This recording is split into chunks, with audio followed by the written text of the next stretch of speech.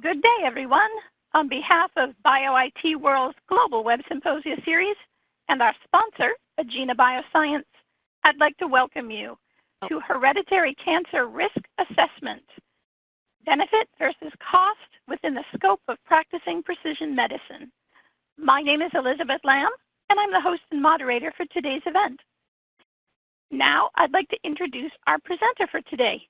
He is Dr. Mohamad Ayass, physician, scientist, and founder of Ayass Bioscience. Welcome, Dr. Ayass. The presenter ball is yours. Thank you very much. Welcome all. Thank you for Agena hosting this webinar, NCHI and Ms. Elizabeth. My name is Dr. Ayass, the founder of the Ayass Bioscience. I'm a pulmonologist. Did my medical school, University of the Master's College of Medicine. Did my internal medicine, nephrology, University of Michigan. Did the pulmonary critical care, University of Tennessee. Critical care was the driving force to create the bioscience a few years back, trying to connect biology, molecular biology to clinical practice. As you know, clinical practice is somewhat behind in molecular science, and we try narrowing the gap. We are located in Frisco, north of Dallas, in Texas, and the goal is how we can really define the precision patient care, how we can really bridge the gap. And there's so many ways of doing it, and there's so many paths that need to be addressed. Today, we're going to look at what role of hereditary cancer screen or testing. In Ayass Bioscience, we really do a lot of variety of testing, from clinical laboratory to genetic to epigenetic to proteomic. We have a mass spec facility and we have research laboratory. We have a variety of genetic testing that we conduct. As you can see, we go from polygenetic to sporadic, even though I've been looking at biopsy as well. As you know, cancer is leading cause of death, and so a lot of millions of people being infected every year, talking about 11 million people. In the United States, we have almost 3.7 million. So it's very important to address cancer and how we really have better prediction. As an intensivist, in 1997, I was called on a 16-year-old who had melanoma with metastasis to the brain and ended up in a coma. And I was asked to intubate him. When you're being faced with this scenario, there's a lot of questions always come to your mind. How long he had it, how fast he progressed, could have been anything done to prevent that from happening or spreading? What the elements? In 2012, I was called in ICU, someone with a lot of hemoptysis, was intubated, hypoxemic. Bronchoscopy revealed a mass lesion on the carina. He has small cell cancer of the lung. It was shocking to everybody. A person who is walking on the street, talking, all of a sudden has cough, bleeding, thought to be pneumonia, and all of a sudden right now he's fighting his life because of deadly cancer. So there's a lot of elements and factors playing a role. And always we say, how much has to do with the hereditary factor in terms of progressing to cancer? Now, if you look at the occurrence between male and female, everybody knows about colorectal cancer, lung cancer, breast cancer in females versus colorectal cancer, lung cancer, prostate. Always the question is how I can really predict, how I can really monitor, and how I can really do a better job in decreasing chance of morbidity or mortality. Why is it important? Because, as you see, it can determine the therapy if you have one of the 6 prostate cancer related to genetic variants, some variants may or may not really respond to some sort of radiation therapy or hormonal therapy, just like here on the BRCA. And a lot of time it would be very important to see what actually variant we're dealing with. And again, in terms of therapy, trying to chase and know whether a person carries certain variant carry great importance in terms of determining the therapy when you see a patient like that. You see 1 out of 10 women being affected by breast cancer in their lifetime. And a lot of them, they have a pretty much powerful variant that really increase their chances of cancer to a great deal. Prognosis is very important, always being asked by the patient, what my chances of survival? And also for the scientists, when really produce a medical therapy, it's very important to know that this is have a change in the lifespan of the individual.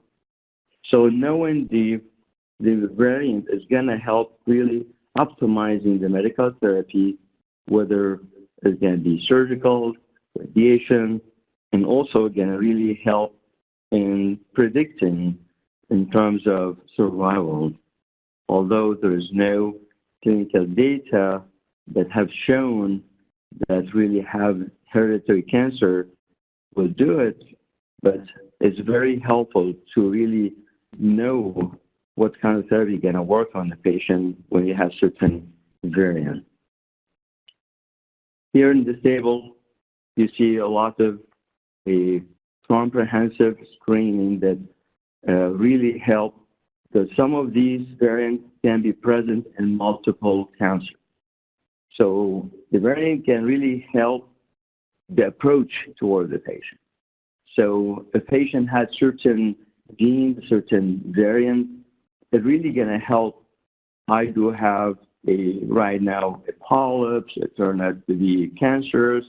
I have the gene MSH2. At the same time, what shall I do just in case I may develop, the lady, she may develop endometrial cancer. So this is really will be very helpful, not only to really address the current problem, but also potential problems that may emerge. Again, the question will come when people have a tumor. How about my daughter? How about my sibling, my brother, my sister? So this kind of assessment will give some sort of profiling. It will be an eye-opener for the family. That certain people, they may have carried the gene and pass it on to me, like mom, grandma, and I may have a brother, sister, they may have that. This is give us the choice to decide what really needs to be done. So it's not important for the individual. So we're talking about whole family assessment that need to be addressed in the presence of abnormal variant that can lead to a cancer development. As you see here, the variant can carry different pathogenicity. Now, a lot of these, we do not know how they're going to behave. That's why we call variant of unknown significance. This is the big dilemma, if I should say, because there are, variants that we consider benign, likely benign. We know the pathogenic. We know the likely pathogenic. But the unknown significant, it is a big-time dilemma. Things are changing. So wherever we think that may not be significant today, could be very significant tomorrow. So having, a genetic profiling, whether I carry a certain variant, has given me the option and the choice to monitor if certain variant has changed.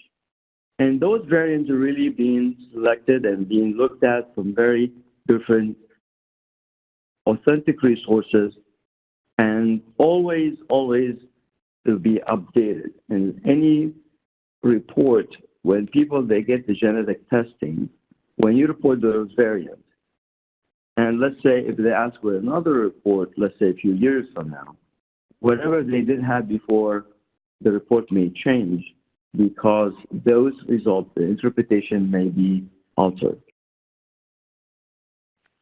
Some example of why the checking the variant is so important. I mean, there's certain variant like CDH1, it really increased chance of gastric cancer. There's a lot of paper publications talking about this. The data is coming from authentic, the ClinVar, and all the medical societies that are talking about those variants, like PTEN for thyroid cancer, breast cancer, ROC1, 72%, colorectal cancer, the MLH1. So those numbers are not really easy, just ignore or omit them. This is a red flag, and really big time red flag, because this is gonna really give the person a choice to what needs to be done. Definitely with the direction with the treating physician. Again, there's no such guidelines to say this and that. There's no, for sure, imminent risk. But when the data is showing this, it always kind of like raise a red flag. What shall I do? And they're always open discussion to talk to a provider what my options are. Here also you can see the TP53 germline mutation. Just really can carry the risk of multiple cancers that can be present. And sometimes it's just like it would be an eye-opener, what else I need to be looked at. So sometimes when you have the polygenetic, it's really even way more appreciated, because it not only look at one particular chance, like a breast or sarcoma, I can look for other things that may be present in this particular situation. So there are certain really very virulent variants that really will help to be proactive, to really make a plan ahead of time, and give the patient a choice to what needs to be done. Definitely consultation with the providers. Well, here again, a lot of time we think the variants that medically important are rare. There's a question mark. Yes, this is what the thought. But how rare is rare? A lot of time you'll be surprised how many of the undetermined significance will turn to be very pathogenic. But in general, the mutation in frequency, as you can see, when you have a less pathogenic entity or less pathogenic variant, you can see the frequency is a little higher or higher than the one that are really virulent and pathogenic, which is very reasonable. Now the question is, what actually we've done at the bioscience, and Ayass Bioscience. We look at it from perspective, we need to design a panel that really carry the most significant variant. So why is that important? Because there's no such a panel that's available on the shelf that you can pick and choose and say, hey, I need to do it. A lot of these panels, they are really for a research and limited to few genes. So really, this is a hard work that we really did. And some people, they say, what's the difference? Why are you different? Because it really is a hard work for more than a year and a half. Go over this. And we start with next generation sequencing. All these we start to do through next generation sequencing. So we are really trying to find a way to really help to have it more available and actually less costly. So we're really trying to look at all the variants that were clinically significant to create a customized panel for hereditary cancer assessment. As I mentioned, we started with next generation sequencing. It's a wonderful technology, and you can go with a targeted, and you can have a very extensive sequencing of the DNA.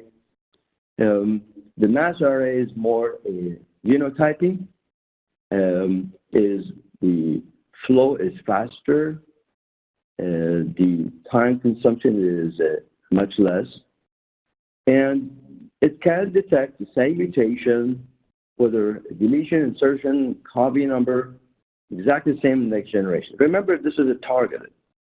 So when you look at it from that perspective, when you have the advantage of mass array to be cost effective, to have a short time to conduct, so really always do, that's why what really thought it make us think about really validating the targeted, the variant, the mass array technology. Again, everybody knows about the next generation, and I know a lot of people, they know the mass array, but definitely there's a big similarity, and at the same time, there's some advantages on the mass array. On this particular situation, we'll talk about the hereditary cancer assessment. Here you can see the workflow, the PCR amplification. You see the time frame it takes. Usually, from starting sample preparation until the end, approximately going to take 8 hours plus to finish the run. Then after that, we have the reporting come after that with the bioinformatics time to generate the report. But again, we adopted the agena platform for a mass array, and we validated those variants and those genes for hereditary cancer assessment. Here again, there's a few of those genes that we validated, and as I mentioned, the importance that this is going to give you also a better look at what else is going to be what those variants carries, like the risk of colorectal cancer, cervical cancer, endometrial cancer. And this is actually what you see here. This is the comprehensive 108 genes that really we validated through the mass array. And basically discovered the colon cancer, lung cancer, prostate cancer, and also the multi-genes. And when we say female wellness, we mean the ovarian, endometrial, and breast as well. So those the genes that we cover. And again, I go back and say, why is it important? Because some of these is very virulent, and really virulent. And the chances of developing a cancer when a person end up having those variants is really cannot be ignored. Again, how you really filter the variant, we have our bioinformatics department. We do a diligent work on looking at potential association between these genes and cancer. We'll look at the demographics, the population frequency. We'll look at the effect of the variant and impact. So this goes through a lot of authentic and very diligent work through the bioinformatics department and from all those authentic resources like a CleanBar. Now again, sample prep, conducting the test is one thing. Get the bioinformatics is another thing. It's really intense kind of work because at the end, the report is going to have a great impact on the individual being tested. Now, this is statistic from our institution. In the last several months, we conducted approximately 765 tests on 765 patients. And for us, was really somewhat important. You see the demographics. We do statistic analysis on a regular basis. We see who's been infected, and we try to really communicate with the treating physician with those results, with the report that they're getting. Here, they have more than depth. This table is really somewhat surprising. Among the 765 patients being tested, we found 112 that have a pathogenic variant. And you can see the number: colorectal 38, breast cancer 4, prostate 24, and multi was 30. It just got really a very powerful statistic analysis, because it really put a lot of put the light on a very important issue, which is the significance of conducting such testing. And this sample size is not very big, it's not too small, it's reasonable, but it's an eye-opener, big time. I mean, here, even below age 50, you have 6 people. From those 38 for male, they're below age 50. And we have one lady also below, one before age of 50. So this is an eye-opener. Even at, younger age, we have those variants. So definitely, when you see a result like this, it will have an impact on really therapy and prognosis and how we can approach this. So it's really an eye-opener, to what really needs to be done, and actually an eye-opener for the importance, for really try to look at those hereditary panels and hereditary genes inherited, because it's just like, I cannot really imagine that someone all of a sudden have a mass lesion at young age and end up dying from without really a prior even knowledge about what's going on.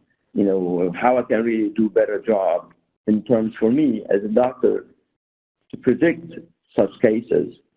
Again, I'm not saying this is the only way, but this is one tool that should be had, and physicians should have, to really have better prediction on how to really predict cancer at early stages.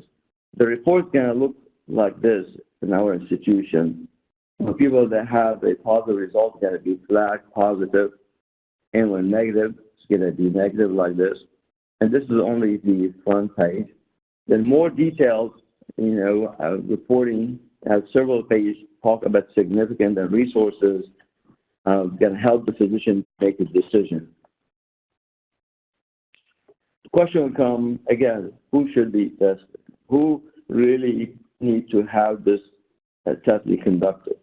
You always hear about people below age 50, people that have multiple family members with history of cancer, and really will look at people sometimes with systemic sclerosis.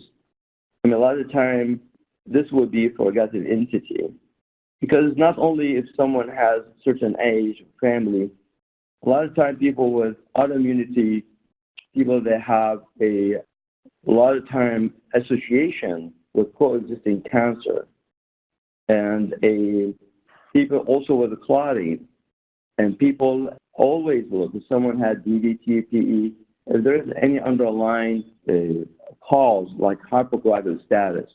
So again, the question: who needs to be tested? Who needs to be tested? That's my answer. Everybody.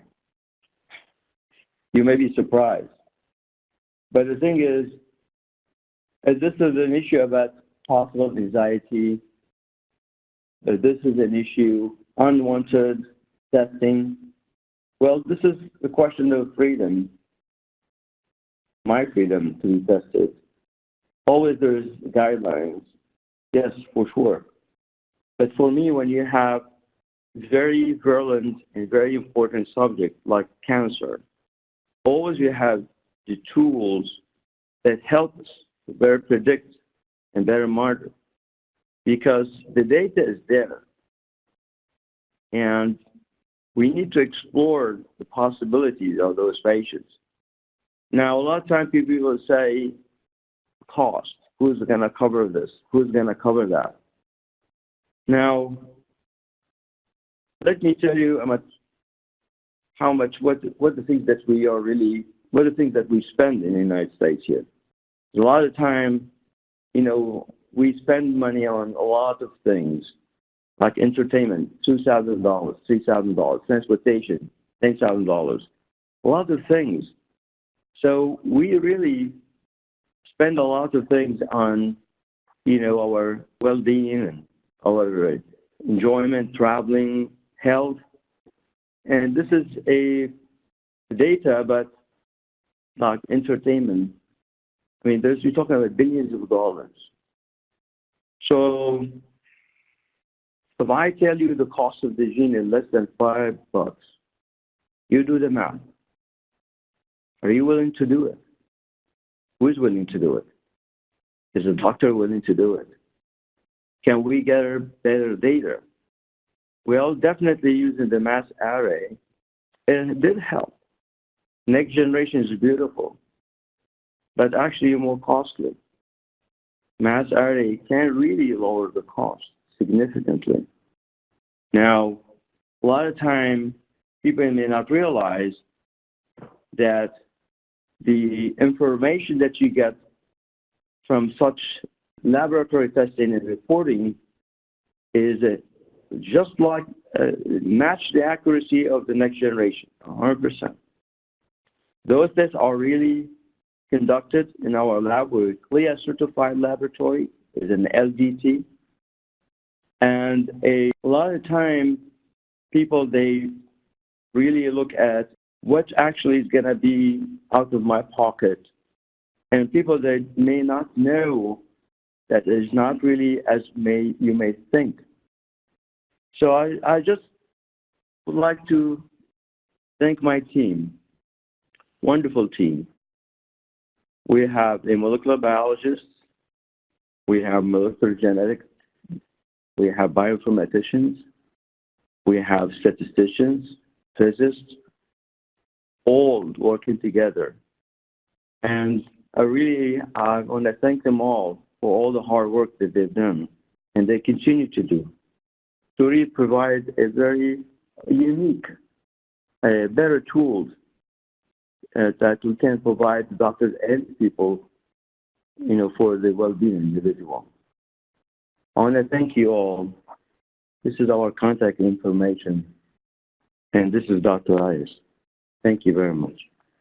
Thank you very much, Dr. Ayass. We have had so many questions come in that I actually have a couple pages, but we'll see how many we can get through today.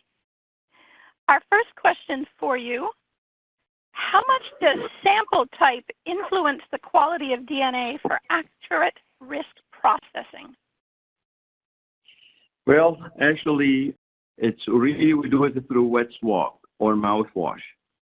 We found the dry swab yields poor DNA quality, so it's not suitable. So we do what we call the wet swab, and really good people, they do it with 10 seconds or half a minute through their cheek inside and send them to us, and should give you really enough DNA material to be extracted. All right, our next question: what is your perspective on the testing moving towards whole genome or next generation sequencing? Well, there's a lot of time we think that the next generation does a lot of wide range and give a lot of choices. It can do thousands of genes. Really here we do a targeted. So trying to look for whole genome sequencing is good for, say, if you have the unknown. Try to look at for the unknown. Now, if I want to look for targeted, whether I do next generation or mass array, It actually is all about detecting the gene. Well, remember right now, there is a lot of common and familial and actionable variants, and that really we can detect in the mass array similar with the next generation. I'm not talking about solid tumor. I'm not talking about solid, liquid biopsy. Although right now the mass array, they really make it good advances in having these also being validated. Now for inherited, all you have to do really actually is detect the variant, detect the gene. So whether you do it next generation or in the mass array, you are really achieving your goal. I would like to know certain genes. So let's say I have in next generation, I do many different variants. Sure, you can do the mass array. You can design it the way you want to, and we'll have a fraction of the cost, really fraction of cost. So to say, yes, can I do the whole genome? And yes, you can. You can take any targeted variant, any targeted gene, and yes, you can really validate it to the mass array and with fraction of the cost. Perfect. Thank you. Our next question, what differentiates your test from others on the market? Well, a lot of tests in the market are really for the research. There's some of them that are really for clinical use as well. We put a comprehensive panel. A lot of time in the market, they have 1 or 2 or 3 or 4. The key element is the bioinformatics. The bioinformatics is the key. Now, I cannot really talk about other companies, but really the diligent work that we do in bioinformatics is huge. Start from designing the panel, look at the variants from different resources, and trying to really validate it, and ultimately look at the results and give reporting. And it's not really an easy task. So our panel is pretty much really good and big, and a lot of time we pretty much have 3 things: the accuracy and precision, and make sure that really the results have a good interpretation data for the doctor. Again, definitely we welcome whoever answers the question. They can communicate with us, and we can go in depth with them exactly what the process and what it takes to generate a report. We've had a couple questions come in wanting to know, is this a CLIA certified assay? Yes, ma'am. It is a CLIA. It's an LDT, lab-developed test. It is, yes. We are certified, the CLIA laboratory, and it is an LDT. It's validated for clinical use. It's not for research. It's for clinical use. Excellent. And then Eric asks, were the results of the 112 cases shown from patients with cancer or from relatives of patients with cancer? So these people are really unknown evidence of cancer. We have a detail we did not really show. Some of them, they have family members. Some of them, they have cousins. And so basically, and some people, they really have only a different medical history. Some of them, they have smoking. Some of them, they have they would like to know about, what the risks are because they heard about the news. So we have a variety of patients, but the data is available, whoever is interested, so we can go in detail with them. But majority of them, 90% of them, they have some sort of family history of cancer. That's why they conducted the test. We have another couple pages worth of questions, but we have come up to the end. We do have one quick logistics question for you. And someone asked, what are your future plans? Okay. Right now, we are finishing validating a neuro panel. So we're going to have it available before the end of the month for Alzheimer, for schizophrenia, for dementia. This is going to be available before the end of the month. And also, we are validating diabetes as well. And the last one, we're looking at cardiovascular. All of these will have them next generation sequencing. We validated more than 7,000 genes on the next generation. So we're trying to convert as much as we could to mass array to make it very cost effective. So the next coming panel that we're going to have in our institution is a neuro panel for Alzheimer and dementia and schizophrenia. It's going to be available soon. All right. And we had a follow-up question that I think you pretty well answered, but they asked, do you offer other testing or just the hereditary cancer risk panel? No, we have plenty of testing that we do. We have the PGX pharmacogenetics. We do cancer assessment, hereditary cancer, hereditary cardiovascular assessment. We do also a lot of epigenetic. We do DNA methylation sequencing, microRNA sequencing. We offer a liquid biopsy, but the liquid biopsy basically is for research. But we offer the circulating tumor DNA. So this is for genetic that we have available right now. Definitely we have other things like proteomic profiling, metabolic profiling. So we have all those things available. We look always for disease pathways. And we do very intense work about trying to find out not only the genome, but look at the genome, expression, whether through DNA methylation, microRNA, and also the proteomics, metabolomics. I hope this will answer your question.